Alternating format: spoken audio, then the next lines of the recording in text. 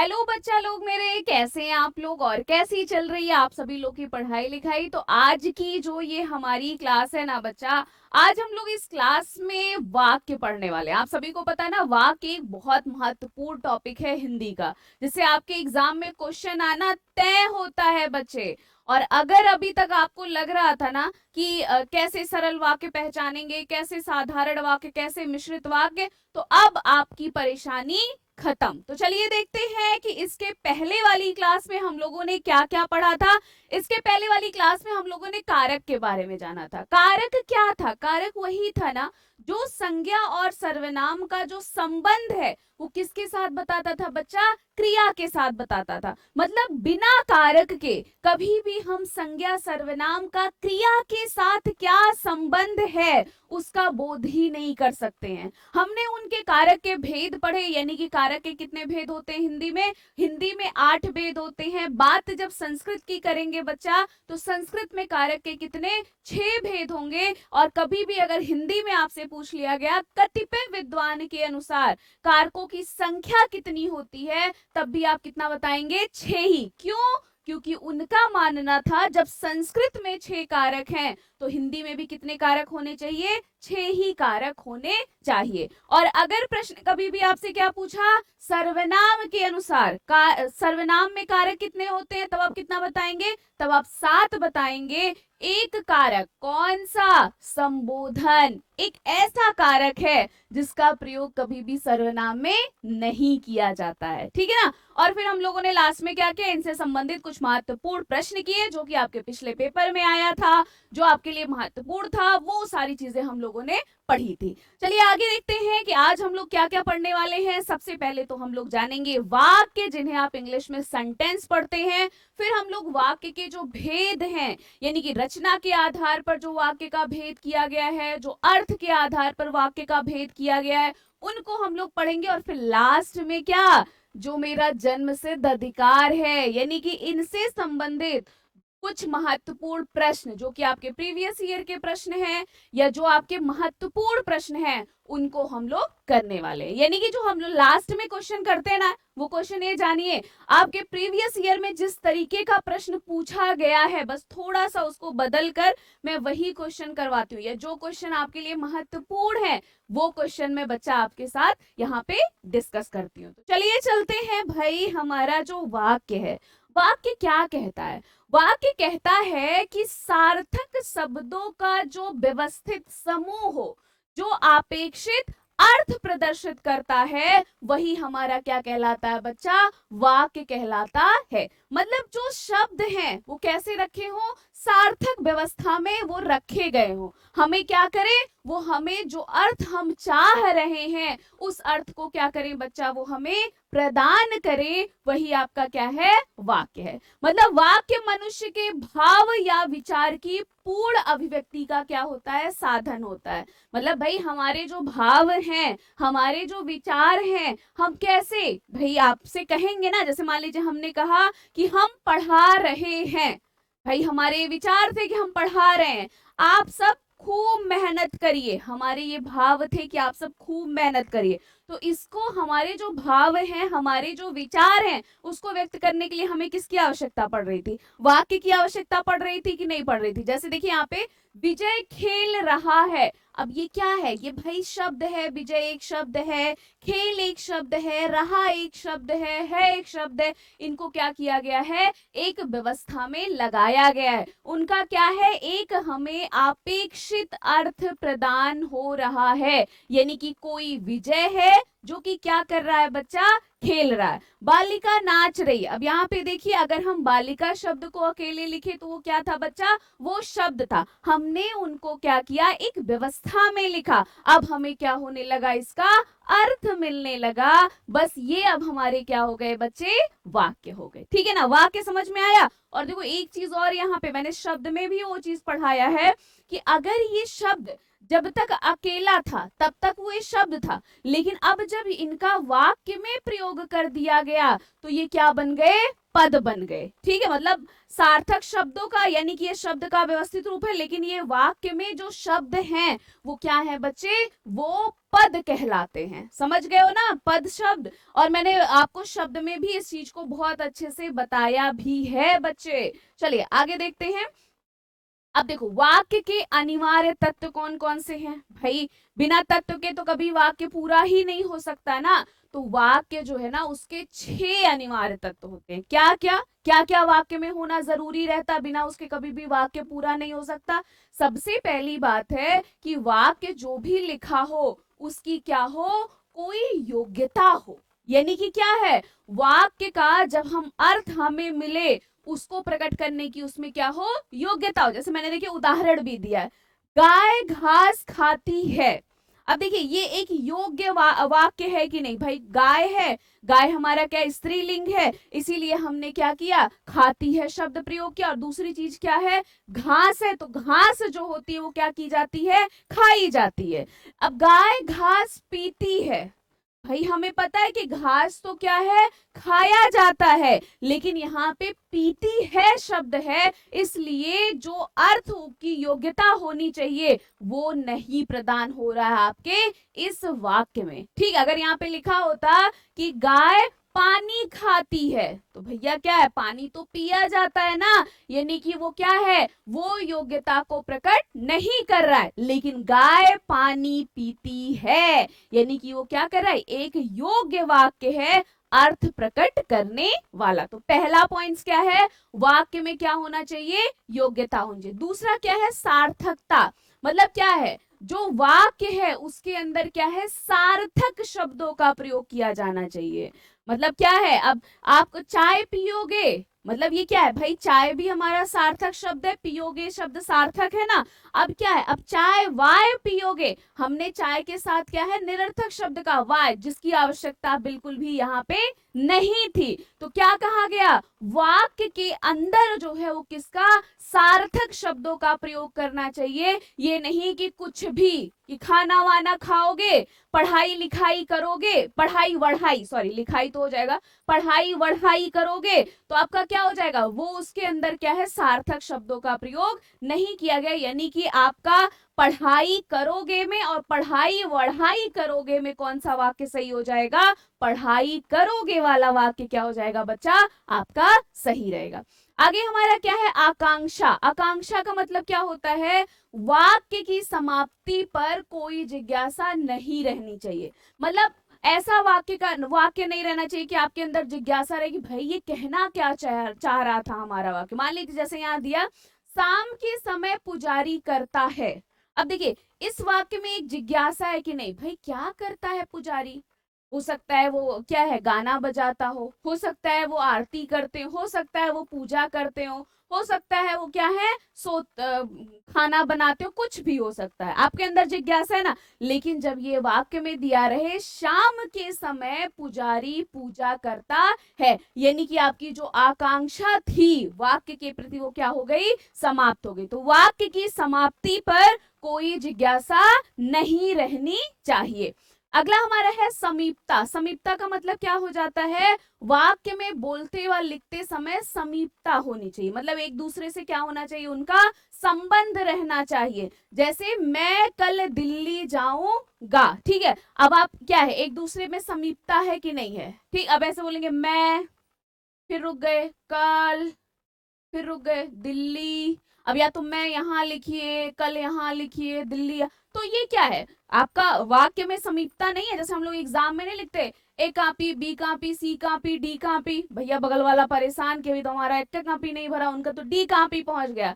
क्या पता चला कि वो जो लिख रहे हैं ना वाक्य उसमें समीपता है ही नहीं। वो यहाँ एक लिख रहे हैं, यहाँ दूसरा, यहाँ तीसरा, यहाँ चौथा, यहाँ पांचवा। मतलब एक अति लघु उत्तरीय को लिखने के लिए उनको 7 पन्ने की आवश्यकता पड़ रही है, जो कि लिखना खाली 4 लाइन है। तो ऐसा नहीं होना चाहिए, इसीलिए तो ABCD वाला कापी ही बंद हो गया। नहीं तो बेचारा जो बगल वाला रहता तो पागल हो जाता था, अरे बाप रे, उसको तो यही मन करता था हे भगवान धरती फट जाता, थोड़ी देर इसी में समा जाते। मतलब क्या है, वो सपने देखता रहता कि अरे बाप रे उसका तो BC। आदमी तुरंत अपना पन्ना खोल के, अरे अभी तो 5 पन्ना बाकी है, अरे बाप रे, अभी तो 8 पन्ना वाक्य, बेचारा एकदम समझ लो टेंशन में आ जाता था, जो उसको आता रहता था वो सब भी भूल जाता था।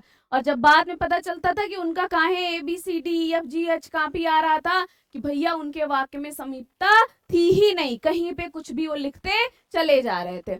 अन्वय का मतलब क्या होता है, वाक्य के सभी पदों में कर्ता और कर्म के अनुसार क्या होना चाहिए, मेल होना चाहिए। ठीक, जैसे लड़की गीत गाता है, अब देखो इसमें मेल नहीं है भाई, लड़की यहाँ पे क्या है, स्त्रीलिंग है, और यहाँ पे क्या है, गाता है शब्द है, यानी कि मेल नहीं है ना। लड़की गीत गाती है, अब देखिए यहाँ पे स्त्रीलिंग लड़की थी, तो क्रिया भी हमारा क्या हो गया, स्त्रीलिंग हो गया।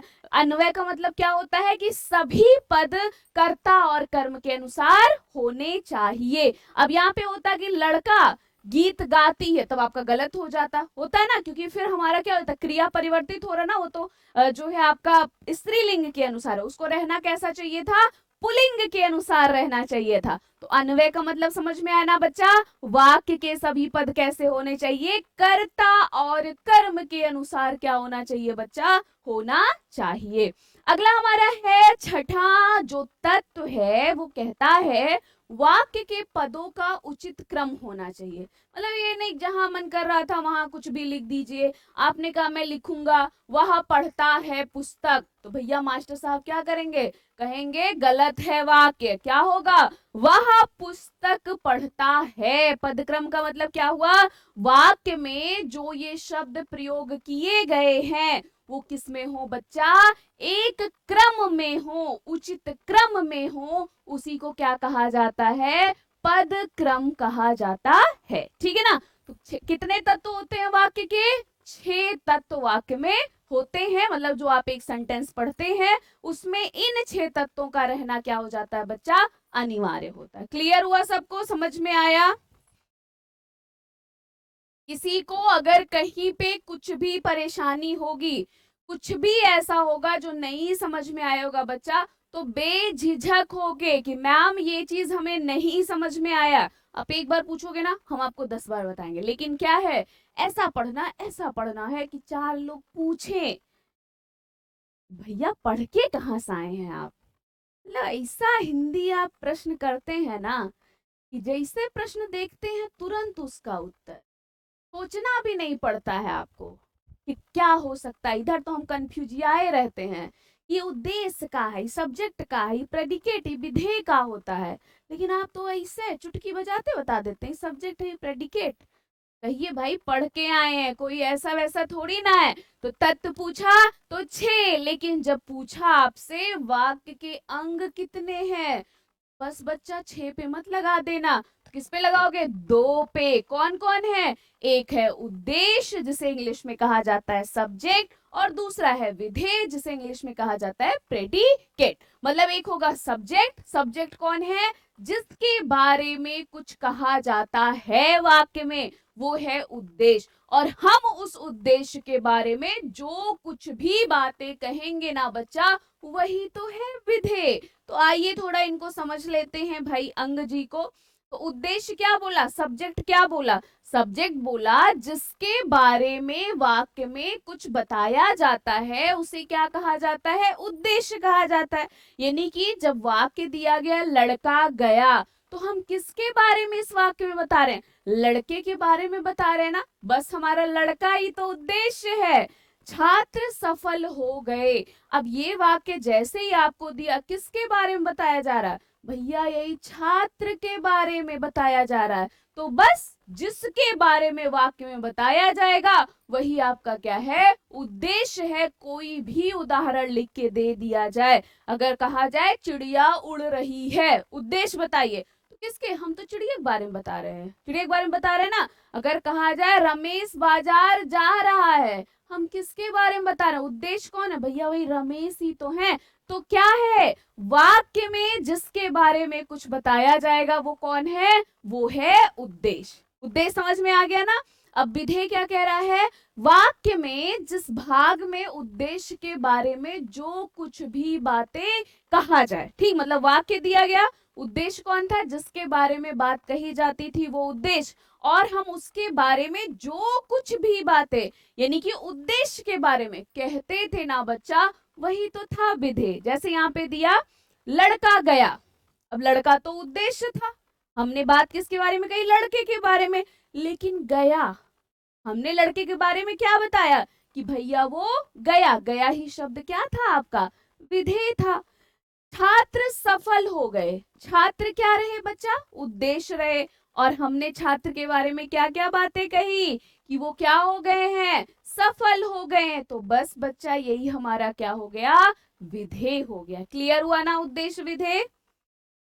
प्रश्न पूछ लिया जाए कभी कि बताइए इसमें उद्देश्य क्या है, इसमें विधेय क्या है, आप तुरंत बता ले जाएंगे ना। आप देखो एक पॉइंट्स और है, मान लीजिए एग्जामिनर का मूड खराब था, झगड़ा उगड़ा करके घर से आए थे और पेपर आपका बना रहे थे, तब तक वो बोले कि अच्छा ये उद्देश्य विधेय बहुत कर चुके हैं, जरा हमको बताएं इनका विस्तार। तो क्या करोगे, कुछ नहीं, आओ हम बता देते हैं, गलती से भी गलत नहीं होगा। तो देखिए उद्देश्य और विधेय का विस्तार क्या है। वाक्य में उद्देश्य तथा विधेय से संबंधित और सूचनाएं भी हो सकती हैं। वे यदि उद्देश्य से संबंधित सूचनाएं हैं तो वो उद्देश्य का विस्तार है, यदि वो विधेय से संबंधित सूचनाएं हैं तो किसका विस्तार कहलाएंगी बच्चा, विधेय का विस्तार कहलाती हैं। जैसे देखिए यहाँ पे, फुटपाथ पर पड़ा लड़का तड़फ तड़फ कर मर गया। ठीक, अब यहाँ पे देखिए उद्देश्य क्या है, लड़का है। भाई हम किसके बारे में बात कर रहे हैं, लड़के के बारे में ना। हमने उसके बारे में क्या कहा, फुटपाथ पर पड़ा, यही तो हमने उसके बारे में कहा ना। तड़फ कर मर गया, मर गया क्या हमारा है, विधेय है, क्रिया है। ठीक, हमने उसके बारे में क्या बताया, तड़फ कर। ठीक है, हमारे विद्यालय के सभी छात्र 10वीं में सफल हो गए। हमने यहाँ पे क्या है, छात्र हमारा क्या हो गया बच्चा, हम किसके बारे में बात कर रहे हैं, छात्र के बारे में ना। छात्र हमारा क्या हो गया, उद्देश्य। तो हमारे विद्यालय के सभी, ये इनके बारे में बता रहा है ना, उद्देश्य के बारे में बता रहा है ना, तो वही क्या हो जाएगा, उद्देश्य का विस्तार हो जाएगा। 10वीं शब्द क्या हो गया, हमारा विधेय का विस्तार हो गया। पॉइंट्स क्लियर हो गया सभी का। उद्देश्य का विस्तार क्या होगा, उद्देश्य के बारे में जो कुछ भी बातें कहेंगे। जैसे अगर हमने कहा रानी लक्ष्मीबाई ने क्या किया, अंग्रेजों के दांत खट्टे कर दिए। अब क्या है, लक्ष्मीबाई मेन है, लेकिन रानी शब्द जो हमने प्रयोग किया वो क्या हो गया, वो उद्देश्य का विस्तार। समझ में आया सभी का। यानी कि यहाँ लड़के के बारे में बात करें, कौन से लड़के के बारे में हम बात कर रहे हैं, फुटपाथ पर पड़े लड़के के बारे में बात करें। यानी कि उद्देश्य का विस्तार कौन सा शब्द कर रहा है, फुटपाथ पर पड़ा लड़का कर रहा है। ठीक, विधेय का मर गया क्या है, उसका जो है विधेय है, लेकिन विधेय का विस्तार क्या, कौन सा शब्द कर रहा है, तड़फ कर शब्द कर रहा है। छात्र क्या है, उद्देश्य है, लेकिन हमारे विद्यालय के सभी शब्द क्या कर रहे हैं, उनका विस्तार कर रहे हैं। क्लियर हो गया ना। देखो और थोड़ा सा समझा देते हैं। उद्देश्य का विस्तार, विशेषण विशेषण के पदबंध आदि लगकर उद्देश्य का क्या किया जाता है, विस्तार किया जाता है। जैसे मान लीजिए स्वस्थ चुस्त लड़का तेज भाग सकता है। अब देखिए लड़का उद्देश्य है ना, हम बात किसके बारे में कर रहे हैं, लड़के के बारे में, लेकिन कौन से लड़के के बारे में कर रहे हैं, जो स्वस्थ है, जो चुस्त है। यानी कि लड़के की विशेषता कौन सा शब्द बता रहा है, वो स्वस्थ और चुस्त शब्द बता रहा है। तो वही तो है उद्देश्य का विस्तार। हमारे देश के निवासी स्वाभिमानी होते हैं, यानी कि हम निवासी की बात कर रहे हैं, कौन से निवासी की, हमारे देश की। तो बस वही तो उद्देश्य का क्या कर रहा है, विस्तार कर रहा है। तो उद्देश्य का विस्तार, इसमें क्या हो गया, स्वस्थ चुस्त हो गए, इसमें हमारे देश के शब्द क्या हो रहे हैं, उद्देश्य का विस्तार। मतलब अगर आपसे उद्देश्य शब्द पूछ लिया, उद्देश्य का विस्तार पूछ लिया, तो ये बताइए आप कर ले जाएंगे ना बच्चे, डन ना। अगर कहीं पे कोई भी परेशानी होगी, कुछ भी ऐसा होगा नहीं समझ में आएगा तो प्लीज पूछ लीजिएगा उसको। और देखिए विधेय के विस्तार की अगर हम बात करें तो विधेय का विस्तार करने के लिए कर्म का विस्तार करके क्रिया विशेषण पदबंध आदि लगाया जाता है। जैसे देखिए लड़का दूसरे अध्याय को जोर जोर से याद कर। आप देखो याद करना आपका जो है मेन है, क्रिया है, जो आपका क्या विधेय है, लेकिन क्या है इसका विस्तार कौन कर रहे हैं, दूसरे अध्याय को जोर जोर से शब्द क्रिया का क्या कर रहे हैं, विस्तार कर रहे हैं, विधेय का क्या कर रहे हैं, विस्तार कर रहे हैं। और उद्देश्य क्या है इसमें, लड़का शब्द आपका क्या हो जाएगा, उद्देश्य हो जाएगा। क्लियर सभी का, डन बच्चे। अब देखिए इतना तो हो गया ना। वाक्य के तत्व पूछा तो आपने 6 तत्व बताए, वाक्य के अंग पूछा तो आपने 2 बताए, एक उद्देश्य दूसरा विधेय। अब जब आपसे पूछा जाएगा वाक्य के भेद कितने होते हैं, तो देखो वाक्य के कितने भेद होते हैं, 2 भेद, एक संरचना या फिर आप क्या कर सकते हैं, रचना के आधार पर वाक्य का भेद किया जाता है, और दूसरा बच्चा किस पे, अर्थ के आधार पर। अब देखो जब इनके भेद पूछेगा ना, आपसे पूछ लिया जाए कि भाई ये जो संरचना है, ये जो रचना है, इसके आधार पर वाक्य का भेद, तो भाई रा से रचना, और रचना में कितने अक्षर हैं, 3 अक्षर हैं, यानी कि रचना के आधार पर कितने भेद, 3।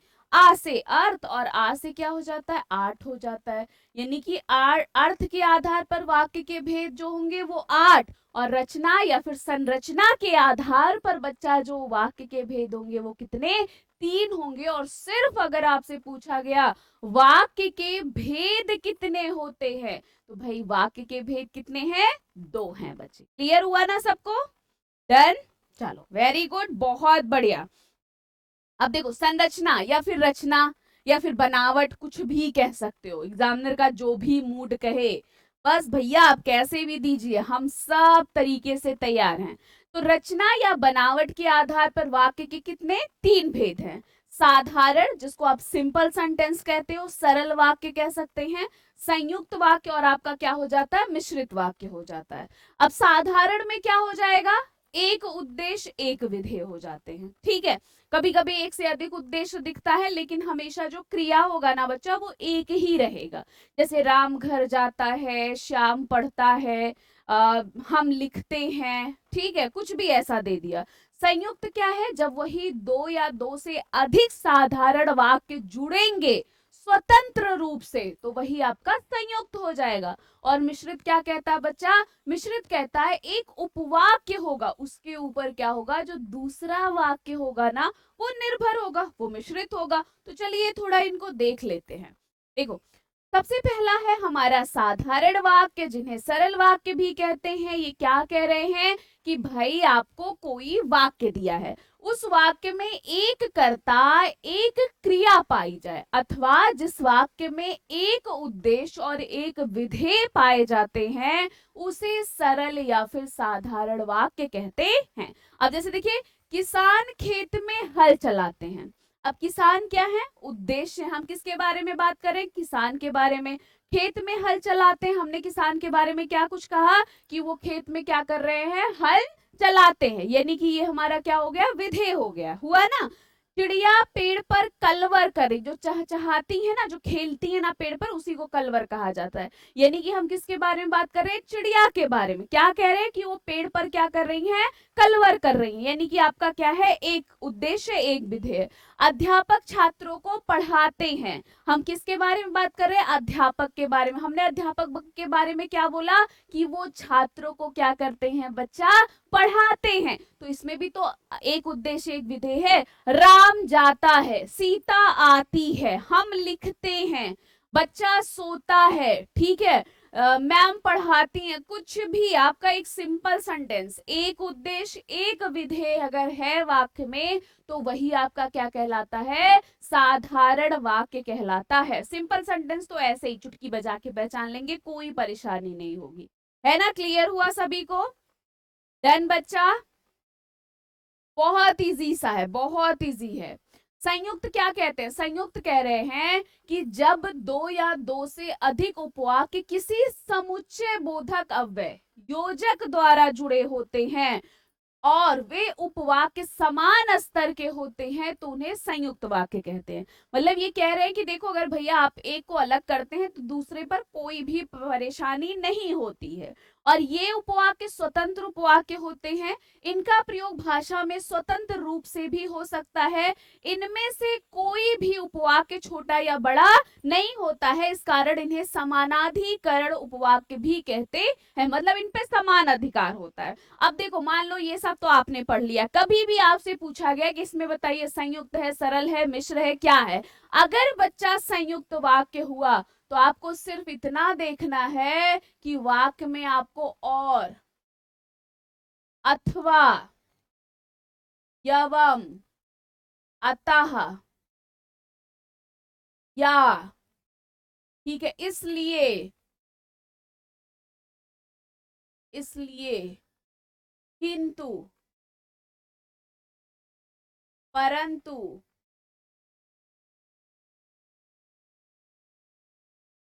ये सारे शब्द जो समुच्चय बोधक अव्यय होते हैं ना, ये आपको जरूर से जरूर दिखेंगे, बिना इनके कभी भी संयुक्त वाक्य नहीं। तो और, अथवा, एवं, किंतु, परंतु, इसलिए, या, अतः, ठीक है, कुछ भी ऐसा अगर दिया तो आपको तुरंत बता देना है वो आपका क्या है, संयुक्त। जैसे यहाँ पे देखिए, लड़के मैदान में गए, एक आपका कंप्लीट सेंटेंस है ना, और शब्द जुड़ा क्रिकेट खेलने। अगर मान लीजिए आपने सिर्फ इतना लिखा, लड़के मैदान में गए, तो भी तो आपका एक कंप्लीट सेंटेंस है ना। अगर मान लीजिए आपने आगे क्रिकेट खेलने लगे, क्रिकेट खेलने लगे भी सिर्फ अगर आपने लिखा, तो भी तो आपका एक स्वतंत्र वाक्य है ना, उसमें कोई दिक्कत नहीं, परेशानी नहीं, एक दूसरे के ऊपर वो जुड़े नहीं, वो अपना पूरा पूरा क्या कर रहे हैं बच्चा, अर्थ दे रहे हैं।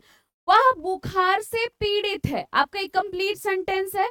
अतः शब्द कार्यालय आने में क्या है, असमर्थ है। तो क्या हो जाता है, जब भी कभी भी संयुक्त वाक्य अगर हुआ तो आपको और, अथवा, एवं, या, अतः, इसलिए, किंतु, परंतु, ऐसे शब्द आपको जरूर से जरूर मिलते हैं। और अगर वाक्य में बच्चा ऐसे शब्द दिखाई दिए और आपसे पूछा गया वाक्य कैसा है, तो तुरंत बताना है वो आपका क्या हो जाएगा बच्चा, संयुक्त वाक्य हो जाएगा। आप कभी भी गलत नहीं है, गलत गलती से भी नहीं है, होना चाहिए। जैसे लिख के दे दिया, वह सुबह गया और शाम को आया, ठीक है।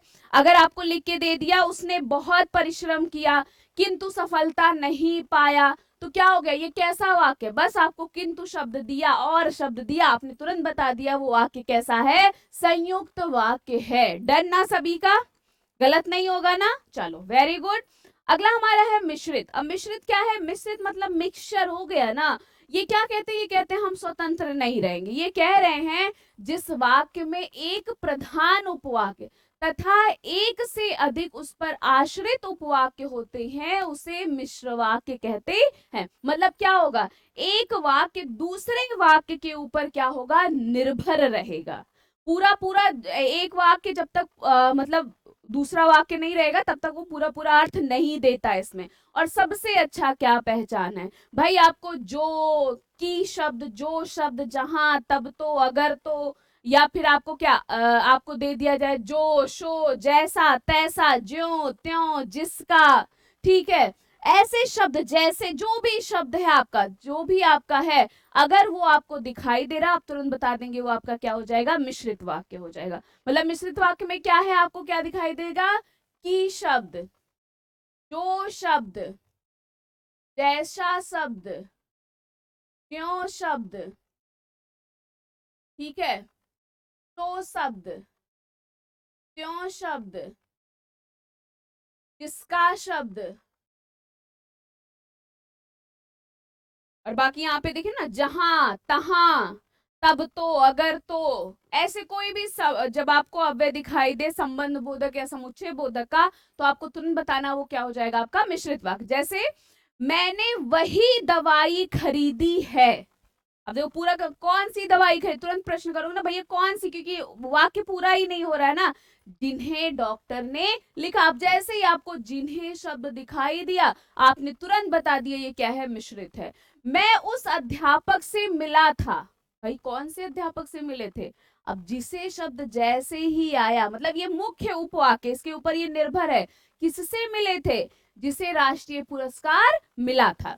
मैं उसी जगह से आ रहा हूं, तुरंत आपका प्रश्न, मतलब तुरंत प्रश्न वाला बोध होगा, कहां से आ रहा हूं, जहां आप रहते हैं, जहां शब्द जैसे दिखा आपने। अध्यापक ने सोनू से कहा, क्या कहा, अब की शब्द जैसे ही आपको दिखाई दिया, आपने तुरंत बता दिया, वो आपका क्या हो गया, मिश्रित वाक्य हो गया। ठीक है, तो आप ऐसे भी पहचान सकते हैं। और मिश्रित वाक्य में क्या, बिना प्रश्न किए आपको उत्तर जो है वो नहीं मिलता है। मिश्रित वाक्य में आपको प्रश्न करना पड़ता है और आपको क्या होता है, उत्तर प्राप्त होता है। लेकिन जो आपका क्या हो जाता है, संयुक्त वाक्य होता है, उसमें आपको किसी भी प्रकार का जो है प्रश्न नहीं करना होगा। तो आपको और, अथवा, एवं, किंतु, परंतु, अतः, या ऐसे शब्द दिखाई देंगे तो संयुक्त वाक्य। जो, शो, जैसा, तैसा, ज्यों त्यों, जिसका, ठीक है, आपको जहां, तहां, तब तो, अगर तो, कोई भी ऐसे शब्द की ऐसे शब्द अगर आपको दिखाई दिए योजक शब्द, तो आपका क्या हो जाएगा बच्चा, मिश्रित वाक्य हो जाएगा। क्लियर हुआ सबको? डन बच्चे, किसी प्रकार की किसी को परेशानी नहीं ना? तो सरल, साधारण, मिश्रित से अगर कभी भी प्रश्न पूछ लिया जाए तो आपका प्रश्न गलती से भी बच्चा गलत नहीं होना चाहिए, है कि नहीं? है ना? अब देखो, अगला हमारा है अर्थ के आधार पर। आ से अर्थ होता है और आ से क्या हो जाता है, आठ हो जाता है ना? तो अर्थ के आधार पर बच्चा जो वाक्य होते हैं ना, उनके कितने भेद होते हैं, 8 भेद। कौन कौन से होते हैं? पहला विधानार्थक, संदेहार्थक, निषेधात्मक, आज्ञार्थक, प्रश्नार्थक, संकेतार्थक, इच्छार्थक, विस्मयबोधक। आप ऐसे भी कह सकते हैं इनको विधानवाचक, संदेहवाचक, निषेधवाचक, आज्ञावाचक, प्रश्नवाचक, संकेतवाचक, इच्छावाचक, विस्मयवाचक, ऐसे भी कह सकते हैं, कोई दिक्कत नहीं है। ठीक है। अब इसमें क्या है, वो थोड़ा सा जो रचना वाला था ना बच्चा, वो थोड़ा सा कंफ्यूजन वाला था, लेकिन ये तो ऐसे चुटकी बजा के कर ले जाएंगे, इसमें तो एकदम कोई परेशानी नहीं होगी बच्चा, चाहे आप देख ही लो। आप बोलोगे ये तो ज्यादा इजी है। विधान देखो क्या कहता है।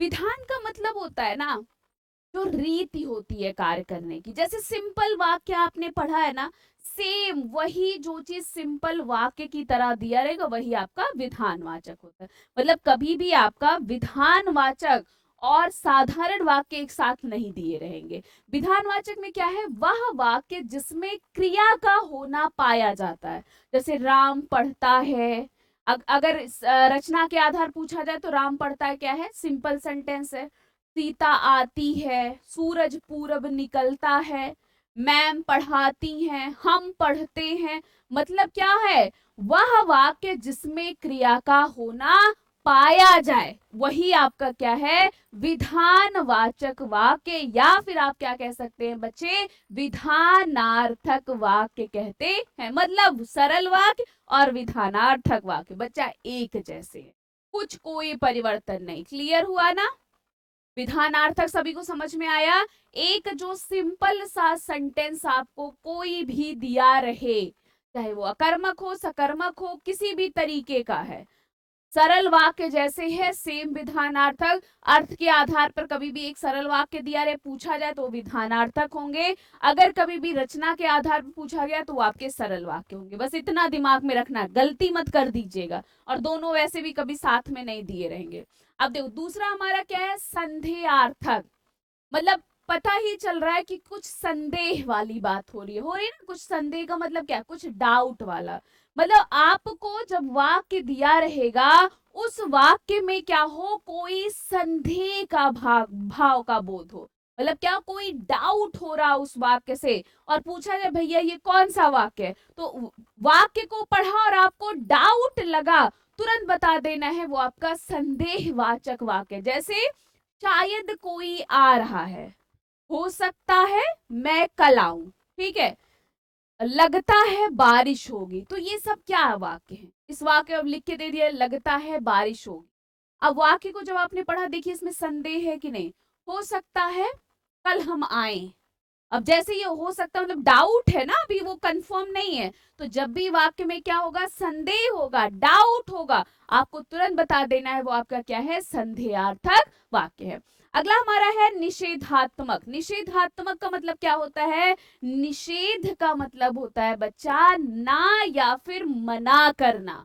मतलब आपको कोई भी वाक्य दे दिया गया है और उस वाक्य से ना यानी मना करने का बोध हो तो वो निषेधवाचक। जैसे रमेश घर पर नहीं है, फूल मत तोड़ो, ठीक है, वहां मत जाओ, मैं नहीं खाऊंगा, मैं नहीं पढ़ूंगा। अब भाई ऐसा वाक्य दे दिया जाएगा तो आपको उस वाक्य से मना करने का ना का बोध हो रहा है ना, तो बस वो हमारा कैसा वाक्य हो जाएगा, निषेधात्मक। एकदम पता, क्योंकि ये अर्थ है ना, अर्थ के आधार पर, यानी कि जो वाक्य दिया है वो कैसा अर्थ दे रहा है यही तो बताना है। अगला क्या कह रहे हैं, आज्ञार्थक। आज्ञार्थक का मतलब क्या होता है बच्चा, आज्ञावाचक। मतलब आपको कोई भी वाक्य दे दिया, उस वाक्य से क्या है, आज्ञा या आदेश का बोध हो। जैसे अब दे दिया दरवाजा बंद कर दो। अब जैसे ही आपको ये वाक्य दिया कि दरवाजा बंद कर दो, इससे एक आज्ञा का बोध हो रहा है कि नहीं। जाओ बैठकर पढ़ो, एक आज्ञा का बोध हो रहा है कि नहीं?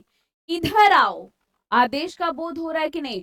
बाहर खड़े हो जाओ, आदेश का बोध हो रहा है ना? तो आपको अगर वाक्य आपने पढ़ा और उस वाक्य से आपको आज्ञा या आदेश का बोध होगा, आपको तुरंत बताना है वो वाक्य कैसा है, आज्ञार्थक है। प्रश्नार्थक का मतलब क्या है? प्रश्न पूछे जाने का। यानी कि वाक्य जब आपको दिया ना बच्चा, और उस वाक्य से किसका बोध हो रहा है? प्रश्न पूछे जाने का, कि आपको क्या, कब, कहाँ, कैसे, ऐसे शब्द जब आपको मिले, प्रश्नवाचक चिन्ह जब आपको मिले वाक्य में, आपको तुरंत बता देना वाक्य क्या हो जाएगा, प्रश्नार्थक हो जाएगा। जैसे आपका नाम क्या है, आप कहाँ रहते हैं, आप कब आए, आप क्या खाए, ऐसे शब्द क्या है, प्रश्नार्थक हो गए। संकेतार्थक का मतलब क्या होता है बच्चा? क्या हो, वह वाक्य जिसमें शर्त के भाव का बोध हो, वो संकेतार्थक। यानी कि एक वाक्य दूसरे वाक्य से क्या हो, संबंधित हो, एक शर्त हो कि अगर ऐसा हुआ होता तो ये हो जाता, ये हुआ होता तो ये होता। जैसे यदि तुम पढ़ते तो पास हो जाते, यदि वर्षा होती तो फसल अच्छी होती, यदि तुम आते तो मैं चली जाती। यानी कि एक वाक्य का दूसरे वाक्य पर क्या है, शर्त का भाव, कि ऐसा होता तब ये हो जाता। संकेत है ना एक वाक्य का दूसरे वाक्य पर। तो अगर वाक्य में शर्त का भाव है तो बच्चा उसे तुरंत बता देना है, वो आपका संकेतार्थक। इच्छावाचक में क्या हो, अगर मान लीजिए कोई भी वाक्य आपको दिया गया है और उस वाक्य से आपको क्या हो, इच्छा के भाव का बोध हो रहा हो, तो आपको तुरंत बता देना है क्या है, वो इच्छार्थक। जैसे क्या है, मेरी इच्छा है कि मैं अभिनेता बन जाऊं। अब देखिए इच्छा का बोध हो रहा है ना। अब जब आपको शुभकामनाएं, आशीष वाक्य में दिया रहे कि आप दीर्घायु हो, यानी कि यहाँ पे भी तो इच्छा का भाव हो, आप खूब आगे बढ़े, ये भी तो इच्छा का बोध है।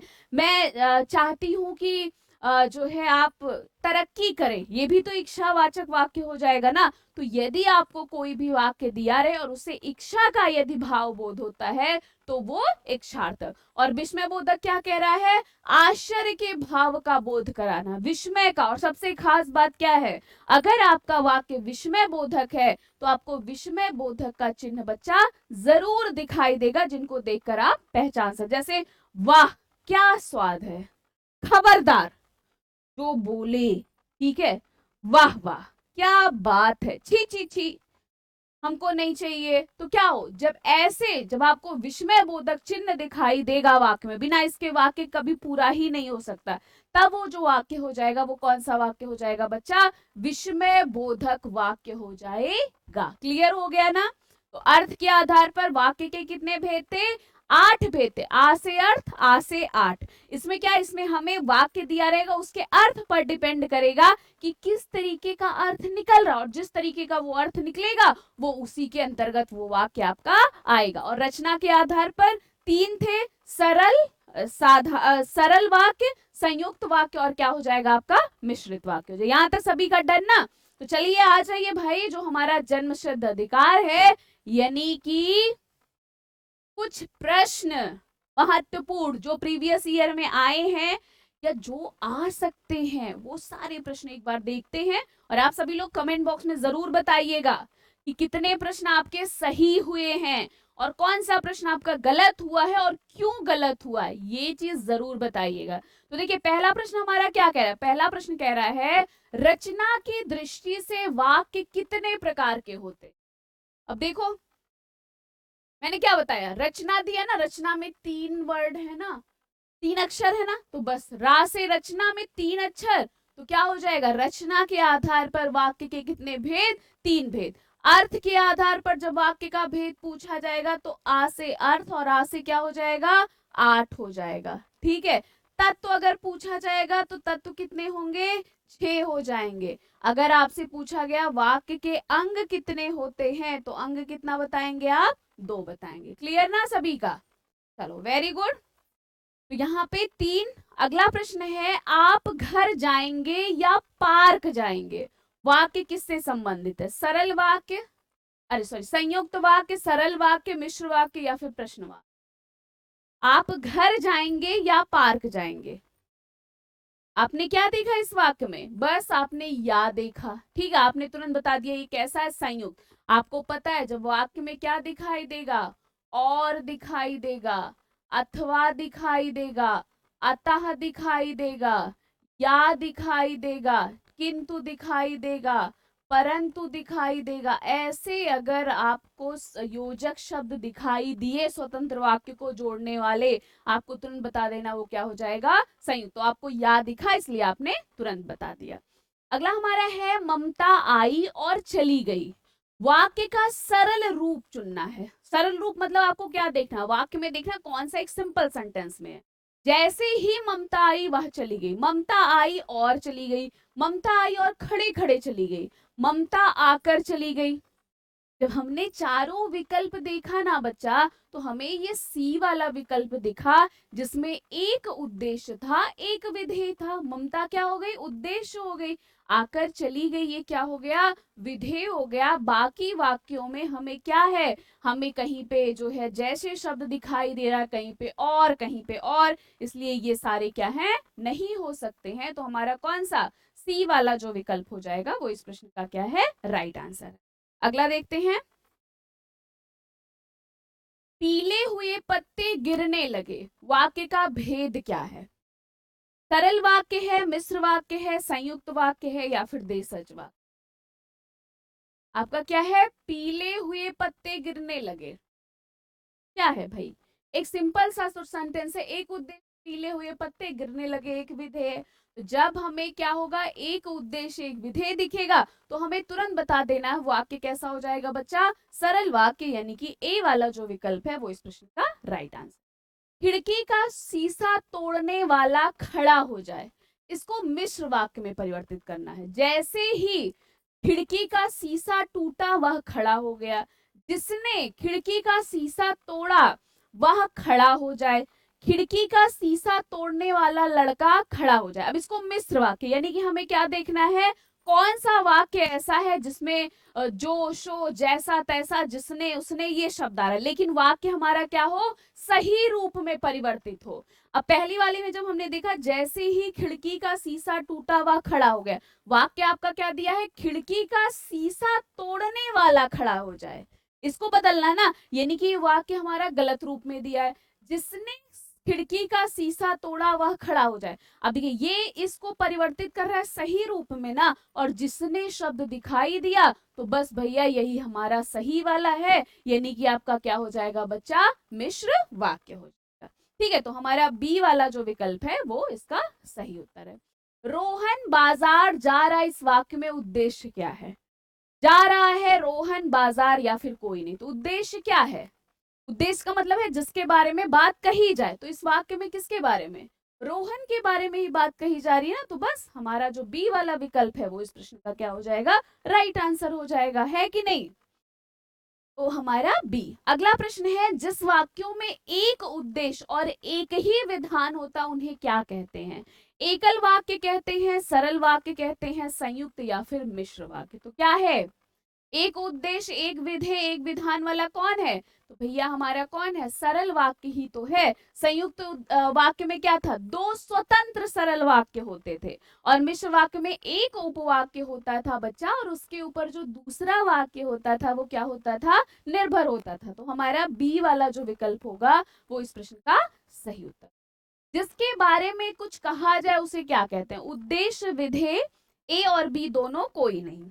जिसके बारे में वाक्य में कुछ कहा जाए वो क्या है, बस हमारा क्या है, वो उद्देश्य, वाक्य में जिसके विषय में कही जाती है वो उद्देश्य, और हम वाक्य में उद्देश्य के बारे में जो कुछ भी बातें कहते हैं वो हमारा क्या हो जाता है बच्चा, विधेय हो जाता है, यानी कि हमारा जो ए वाला विकल्प हो जाएगा वो इस प्रश्न का एकदम सही उत्तर होगा। तो आज हम लोग इस क्लास में क्या पढ़े हैं, वाक्य पढ़ा है ना, हम लोगों ने जाना है वाक्य क्या होता है, वाक्य के अंग के बारे में जाना, कितने अंग पढ़े हमने, दो, उद्देश्य और विधेय। हमने वाक्य के तत्व को जाना जो कि 6 हैं। हमने वाक्य के भेद को जाना, वाक्य के भेद कितने थे, 2 भेद थे, ठीक है। हमने रचना के आधार पर वाक्य के भेद को पढ़ा जो कि 3 थे, और हमने क्या पढ़ा, अर्थ के आधार पर जो वाक्य के भेद थे जो कि कितने थे, 8 थे। ठीक है, ये हम लोगों ने पढ़ा और अपनी तरफ से बच्चा मैंने पूरी कोशिश की आपको एक एक पॉइंट समझाने की। फिर भी अगर कहीं पे कुछ भी ऐसा लगे आपको नहीं समझ में आया है तो प्लीज उसे कमेंट बॉक्स में पूछ लीजिएगा कि आपका क्या चीज नहीं समझ में। होमवर्क क्या है? वाक्य से संबंधित क्या करना है? जितने भी प्रश्न मिले सब करने, जितने भी प्रश्न मिले सारे प्रश्न करने हैं कि बहुत इंपॉर्टेंट चैप्टर है, प्रश्न करने हैं। और भाई जो चीज नहीं समझ में आएगा वो क्या करना है, उसको लिखना है आके, ठीक है ना। बाकी अगर कहीं पे कोई दिक्कत होती है तो बताइएगा। तो चलिए मिलते हैं फिर आपसे कब? अगली क्लास में। पढ़ते रहिए, मस्त रहिए, बहुत सारा आशीर्वाद, बहुत सारा प्यार। धन्यवाद बच्चे मेरे।